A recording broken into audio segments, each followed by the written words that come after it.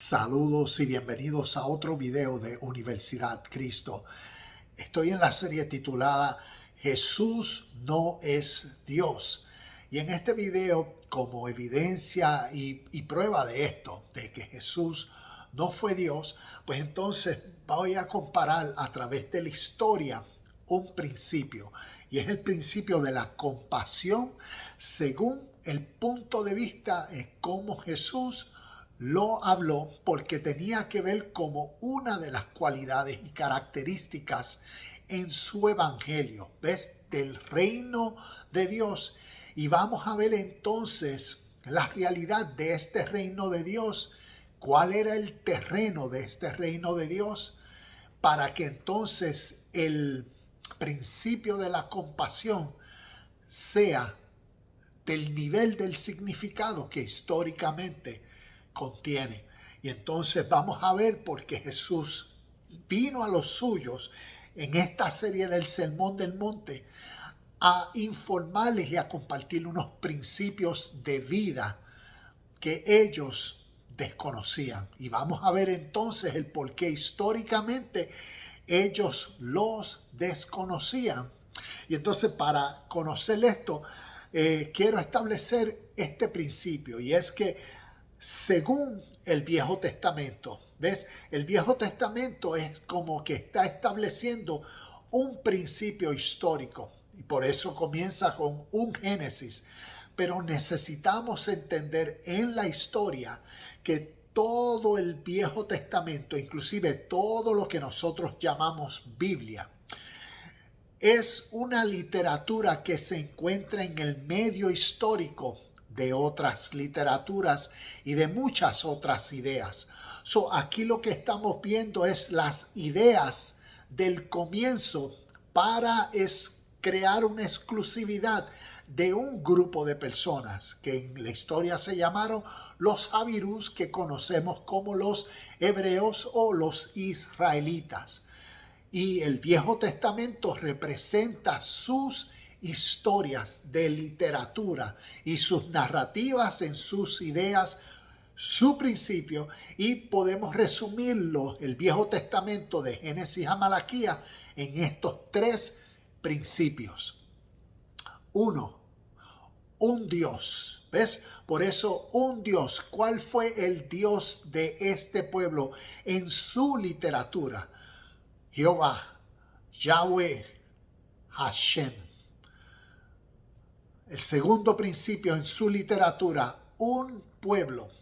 Por eso la elección del pueblo, no las naciones, no los gentiles, no los collines, sino el pueblo escogido por este Dios.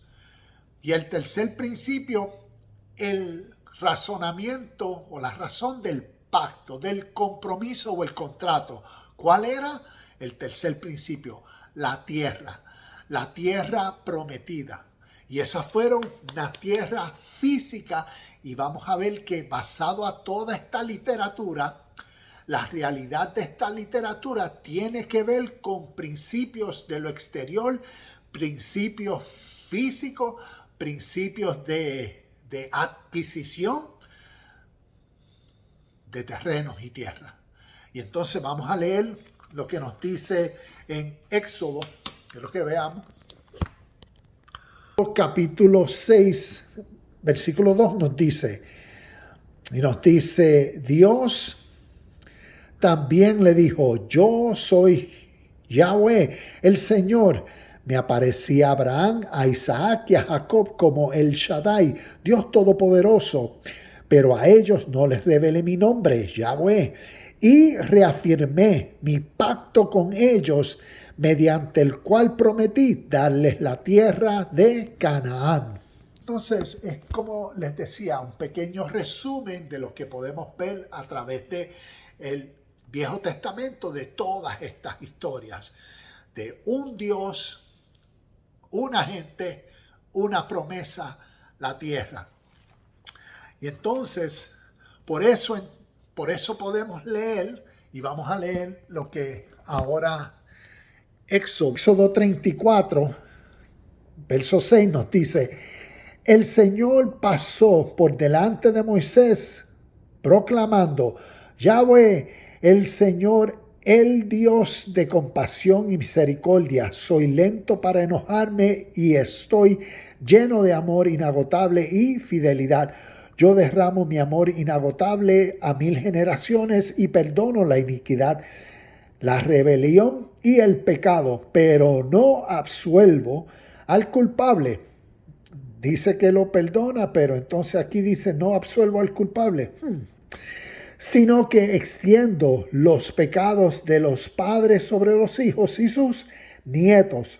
Toda la familia se ve afectada hasta los hijos de la tercera y cuarta generación.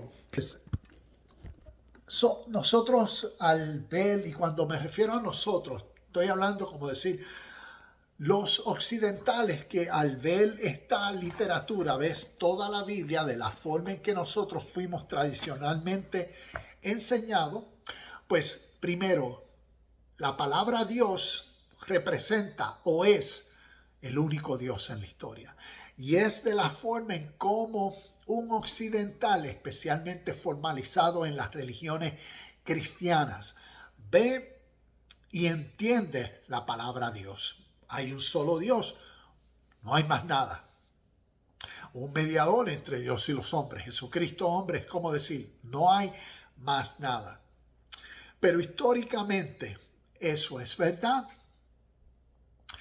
Y necesitamos ver a través de la historia lo que estas historias representan. ¿Ves cómo estas historias representan el origen para distinguir a un grupo de personas? Por eso sus historias de esclavitud hacia una tierra prometida. Sus historias fueron todas eventos históricos literal de la historia. ¿O tienen estas historias la posibilidad de tener más contexto, más peso histórico, más valor si fueron historias de cuentos ficticios? Para un pueblo distinguirse de otras historias de cuentos ficticios que los antecedían y que por eso crearon en su narrativa y en su historia, por eso ellos son los pueblos elegidos, los ciudadanos elegidos del Dios. Cuando uno estudia sobre el origen de Jehová, Éxodo 15:3 habla un Dios guerrero. Cuando uno mira en el panteón de los dioses cananeos o de las historias de los dioses del antiguo cercano oriente, uno conoce las historias del panteón del dios El Cananeo. Y uno de los demidioses o semidioses era Yahweh en la historia. Y les recomiendo que aquellos que les gusta estudiar la historia, estudien sobre el origen de Yahweh y Jehová. Y verán que es un Dios estatal, un Dios de la literatura judeo-hebrea, donde el Dios vino a ser elevado a la magnitud en su literatura poética, representativa. Como en las otras tradiciones, los dioses también eran elevados a tales estados de que venían a ser los supremos, los soberanos, los mejores, los más poderosos. Y eso es lo que vemos en esta literatura. Y lo significativo es que a través de la historia de la humanidad, los dioses han representado. Para entonces conocer mejor por qué en esta literatura que ha influenciado nuestra vida, como el Viejo Testamento de Génesis a Malaquía, ¿qué representó este Dios para este pueblo? ¿Y por qué vemos en sus historias una transición? ¿Y por qué podemos leer en Génesis capítulo 32 que este pueblo luchó con el mismo Dios y lo venció? Y el Dios terminó cambiándole el nombre de Jacob a Israel en representación de los que lucharon con Dios y con los hombres y los vencieron. Entonces, en este tipo de literatura tenemos mucha información significativa que históricamente nos es necesario de conocer para entender el porqué. Jesús no fue Dios y vino a los suyos a compartirle unos principios de vida eterna. Y por eso Jesús le habló a los suyos del principio de la compasión. Y como aquí en Universidad Cristo compartimos sobre la historia de Jesús, cómo un ser humano pudo ser transformado naturalmente, como todo ser humano es transformado a través del conocimiento que viene a ser revelado y manifiesta una realidad dentro de comprensión que ahora renueva la mente, renueva las emociones, renueva las acciones de vida. Y por eso vemos históricamente como Él vino a los suyos con unos principios, ¿ves? Ya los suyos, y esto es vital conocerlo, ¿ves? Como todas estas historias fueron solamente enseñadas y dirigidas para este pueblo escogido, ¿ves? Todo lo que nosotros leemos sobre el Viejo Testamento, por eso los 10 mandamientos y todas estas historias fueron para este pueblo. Por eso, como decir, el principio de la gran ley de amar al prójimo como a uno mismo. ¿A quién se estaba refiriendo en ese contexto histórico? Solamente a los judíos hebreos, a los hijos del pacto, según su tradición y su literatura. Por eso en Lucas capítulo 10, cuando vemos al maestro de la ley religiosa que le pregunta a Jesús, ¿y quién es mi prójimo? Por eso Jesús le contó una parábola y le enseñó sobre quién era el prójimo, quien hizo la justicia, quien hizo el deber y actuó correctamente. ¿Y quién fue en esa parábola? El samaritano, quien para este judío orgulloso, líder, ¿ves? Por eso hizo la pregunta, ¿quién es mi prójimo? Porque según ellos solamente los prójimos, los hermanos, los hijos del pacto, los hijos de la descendencia de Abraham, eran solamente ellos y no las naciones. ¿Ves? Todos los demás eran enemigos. Y Jesús vino como un ser humano a concientizar a sus hermanos de la errónea forma de vivir, que vivían por sus tradiciones, por sus enseñanzas y por las interpretaciones históricas en la historia que le estaban dando a Dios, basándolas en sus ideas egocéntricas para lograr cosas significativas. ¿Lograr qué cosas significativas? Es enfoque y énfasis en las cosas materiales. Adquisición, poder, dominio, riquezas. El reino de las posesiones. El reino de las conquistas. Y así es como en la historia vemos que Jesús vino a enseñarles a ellos sobre el reino de Dios, el reino del terreno interior, el reino del ser, el templo de Dios, donde cada persona sí necesita conquistarlo, sí necesita tener dominio propio. Y entonces les comparto algunos de los textos del Viejo Testamento sobre la compasión. Deuteronomio capítulo 7 y nos dice el versículo 1, dice, cuando el Señor tu Dios te lleve dentro de la tierra donde estás a punto de entrar y que vas a poseer, Él te abrirá camino quitando de tu paso a muchas naciones, los hitaitas, los jerjeseos, los amorreos, los cananeos, los fereceos, los heveos y los jebuseos. Esas 7 naciones son más fuertes y numerosas que tú. Cuando el Señor tu Dios las entregue en tus manos y las conquistes, debes destruirlas por completo. No hagas tratados con ellas ni les tengas compasión. No les tengas compasión. Y voy a dejar una lista de textos donde prácticamente dice lo mismo en otra de las historias. En Deuteronomio 25, 11 y 12 es una situación donde dice, si hay dos hebreos peleando y la esposa de uno, por tratar de separarlos, le toca los testículos al otro, dice, ¿cuál es la ley? Dice el mandato, córtale la mano y no le tengas compasión.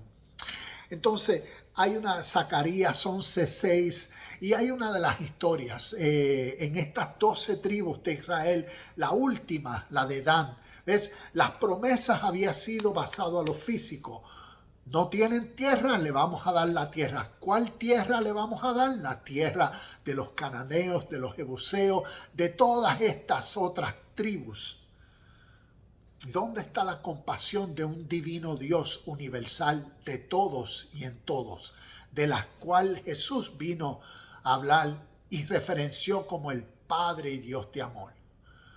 ¿Por qué desde el Viejo Testamento, por alrededor de unos, 3.000, 4.000 años de historias, las cualidades y características de este Dios, Yahweh, Jehová, Hashem, no fueron las mismas en la misma esencia y pureza y perfección de las cualidades y características y atributos que vemos a través de los evangelios, en especial del Sermón del Monte? Porque no lo era y necesitamos entender la literatura que estamos leyendo en su historia simbólica representativa para comprender el significado en la historia y por qué estas historias son tan valuadas, son tan importantes, porque están diciendo mucha verdad que es necesario de que se revele y se entienda.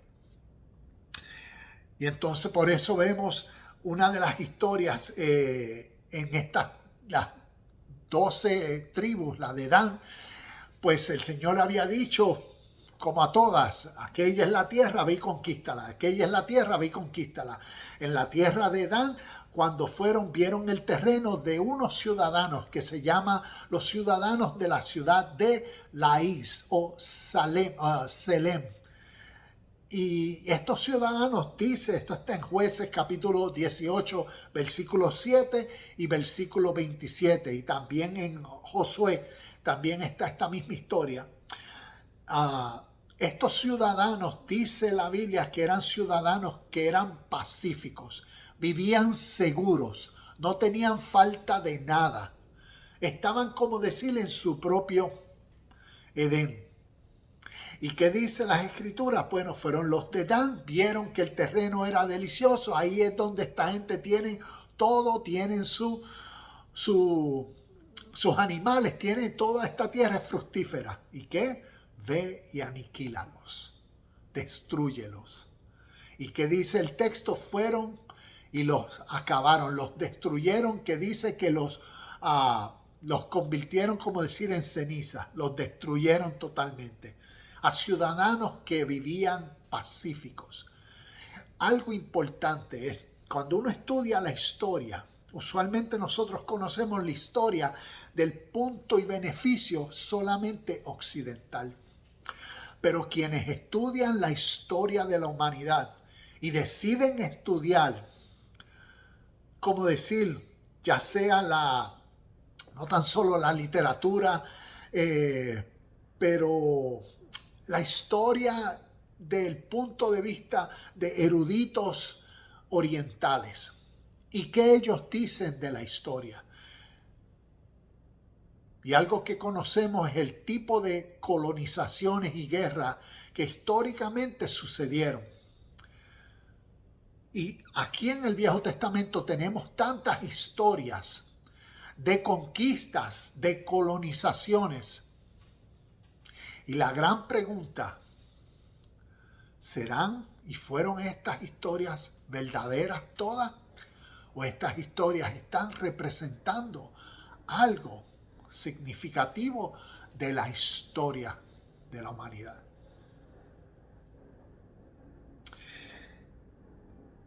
Y así como los ciudadanos del ICE, así me acuerda a la historia de los puertorriqueños, los nativos o los taínos.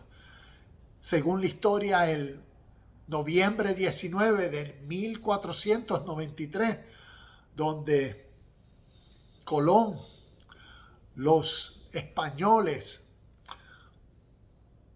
descubrieron con sus ideas, con sus dioses, con sus razones, con sus motivos, colonizar la tierra. Asimismo pasó con Estados Unidos. ¿Qué estas historias en la historia nos están diciendo? Y necesitamos crecer y madurar para ver el espíritu de la verdad. Y entonces ver el por qué Jesús vino a los suyos. Y una de las razones es conociendo a la historia, entonces, el origen de principios reales, espirituales, el origen de la revelación. Esta palabra es importantísima. La revelación, el origen en la historia de la humanidad de la revelación de Dios. Y el origen de tal realidad no es en Génesis, sino es en el Oriente. Y quien estudia la historia se dará cuenta de los miles de años de historia que anteceden las historias del antiguo cercano Oriente. Y aquí tengo unos ejemplos, y vamos a ver brevemente unos ejemplos de la literatura, así como esto es literatura y cuentos, historias que nos han enseñado en el occidente a que fueron historias verdaderas. Entonces quiero compartir la realidad histórica que en la vida de Jesús como un ser humano en la historia que antecedió su existencia, y es necesaria de conocer porque era su trasfondo histórico real. Como historias y principios, lo que viene a ser la historia del Bhagavad Gita, el canto del Señor, una historia simbólica que representa la realidad de lo que causa. Él representa al hombre, representa la máxima sabiduría de Dios dentro del hombre, la revelación de Dios que el hombre necesita tener. Los Upanishads son cuentos, es como decir, son parábolas espirituales para llevar a las personas a conocer su naturaleza interna y su relación con Dios. Dhammapada son enseñanzas budistas. Y yo sé que esta palabra aquí reta a muchas personas, pero un Buda es un ser iluminado, es un ser libre. ¿Ves? Un iluminado en la historia es un ser libre, libre de su propia naturaleza egocéntrica, superficial, y libre de los sistemas hipócritas, manipulativos y leyes de los hombres. E historias como Tao Te Ching, que son la revelación de la naturaleza. Historias vienen de la China y Japón. Para nosotros estamos tan condicionados que aquí tal vez les mencioné títulos o literatura que desconocían y que les recomiendo que indaguen, porque conocer a Jesús histórico, a la persona en la historia, al humano como tú y como yo, que vino a ser a quien le llamaron con el título Cristo. Entonces es para nosotros conocer que a través de la historia es un Cristo.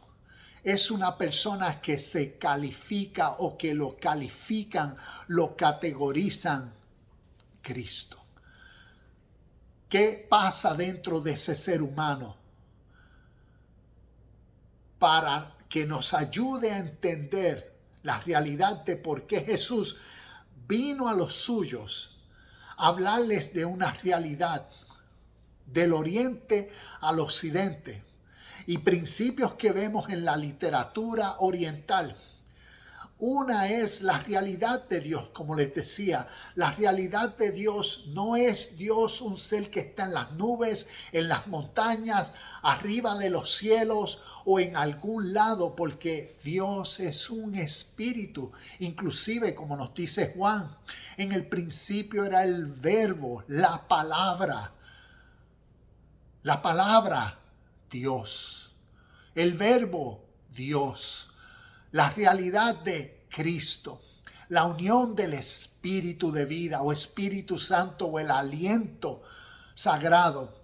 Todo esto es sinónimo representando la misma esencia que donde único puede ser real y existir es dentro del ser humano que lo concibe, que lo entiende, que esta realidad se le revela. Históricamente, desde el oriente, Dios es una realidad de experienciar o experimental dentro del ser humano. Esa es la realidad del oriente de Dios. Y esta realidad es evidenciada en pureza, en perfección, en amor, en felicidad, y todo es en el proceso de una conciencia, en el sentido de una persona que lo comprende, que lo entiende. ¿Ves? La realidad de Dios no es en fe, de creer en Dios y que Dios hizo esto y aquello. No, es de conocer a Dios. Y al conocer a Dios, las cualidades o el nombre de Dios, sus atributos, la perfección de Dios, entonces es un ser humano que ahora puede ser uno con Dios. Puede dar a conocer, puede manifestar, puede evidenciar en sus palabras, en sus pensamientos y en sus acciones la realidad de Dios. Por eso Él vino a los suyos que estaban cimentados en sus ideologías de su Dios. Y vino a compartir con ellos principios que ellos desconocían. Y por eso vemos en el Sermón del Monte, no para interpretarlo como la religión occidental nos dice, no, que Dios era Jesús y por eso Él tenía toda la sabiduría. Y desde esa perspectiva vemos todos los milagros que Él hizo, porque era un Dios. No. Como en la historia, y quien conoce la historia, conoce cómo un ser humano puede ser reformada su vida por una verdad que considere tal verdad tan valiosa que hasta reconozca, me va a costar la vida y por ella daré mi vida, en evidencia a la realidad histórica. Y otro de los puntos que se aprende del Oriente, basado a la realidad de Dios dentro del ser, es el principio de ahimsa. Está el principio de la pureza, el principio de lo que se llama el Dharma, que es la vida en acción del deber. La capacidad que tiene el ser humano de actuar y ser perfecto. Cada decisión que toma, hacerla por el deber. Y basado en estos principios orientales, este principio ahimsa. Ahimsa, y aquí tengo unas notas sobre ahimsa, ahimsa parmo dharma. Y voy a dejar esto en las notas para que indaguen este principio. Ahimsa parmo dharma, que esto significa la máxima, el deber más importante es la no violencia. Y como en este video estamos enfatizando en la cualidad o característica divina de Dios en el Evangelio de Jesús concerniente a la compasión. Porque Él le vino a los suyos a decirle, no hay enemigos, ama a tus enemigos. ¿Para quiénes existían enemigos? para su pueblo que estaban condicionados a sus ideas y ambicionaban territorio, tierra prometida, basado en sus tradiciones, y los romanos eran sus máximos enemigos. Y Jesús, con el conocimiento del Espíritu de vida eterna, vino a los suyos a decirle ahimsa,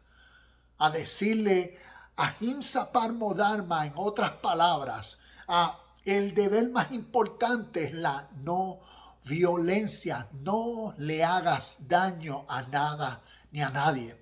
Por eso en sus enseñanzas decía, no mientas o no hagas juramento, sino que tu palabra, ¿ves? Tu palabra, dale el valor y el significado, que tú sí sea sí, que tú no sea no. No mientas. Por eso en sus enseñanzas vino a llevar la humanidad y la capacidad y la conciencia de sus contemporáneos, a elevarlas a un espíritu de vida.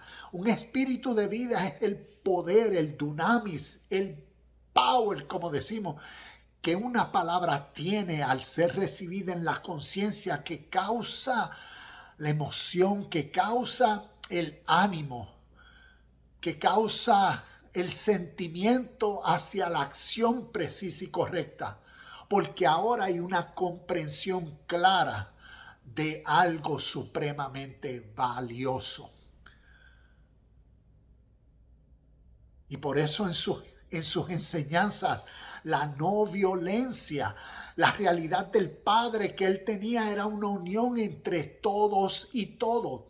Y él vino a los suyos, ¿a quiénes? A los que no tenían esa conciencia. ¿Por qué? Por, como les he dicho, por sus tradiciones y sus ideologías de conquistas, de colonizaciones en el mundo. Lo que estaban enfocados era en un mundo exterior al materialismo. Y querían a un Mesías, a un rey político que viniera a destruir a los romanos. Y Jesús vino a hablarle del reino del Padre. Dentro. Y estas son una de muchas razones porque Jesús no era Dios. Jesús era un ser humano como tú y como yo, que al realizar, al conocer a Dios en su ser, a conocer esta revelación de la ley de vida eterna o el espíritu de vida,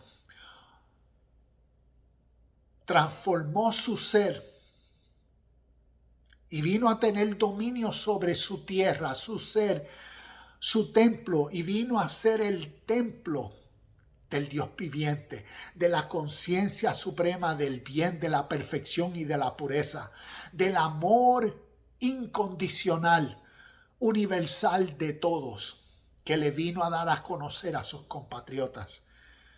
Y eso fue su evangelio, y eso fue lo que ellos rechazaron. Y eso fue lo que a algunos se les reveló. Se les reveló el espíritu de vida dentro de ellos. Y por eso reconocieron, tú eres el Cristo, como Pedro dijo en Mateo capítulo 15. Y es la revelación que hoy nosotros tenemos que entender para que esta misma realidad, este espíritu de vida,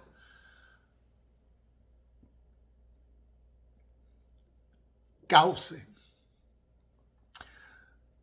la santificación o la perfección dentro de nosotros hacia las acciones del bien, de pureza, de rectitud, de las cuales somos capaces, y cause la libertad de las tradiciones, de los hombres, de las leyes,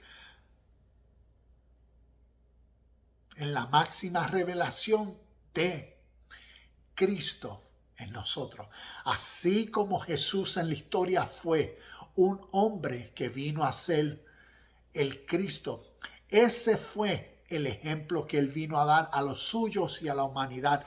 Cómo cada ser humano necesita descubrir esta misma realidad, este espíritu de vida dentro de sí mismo para ser un Cristo, para ser uno con Dios y vivir de acuerdo a este principio de compasión, de pureza y de perfección como cualidades, características y atributos de la esencia eterna que siempre es entre todos y todo, porque somos una familia.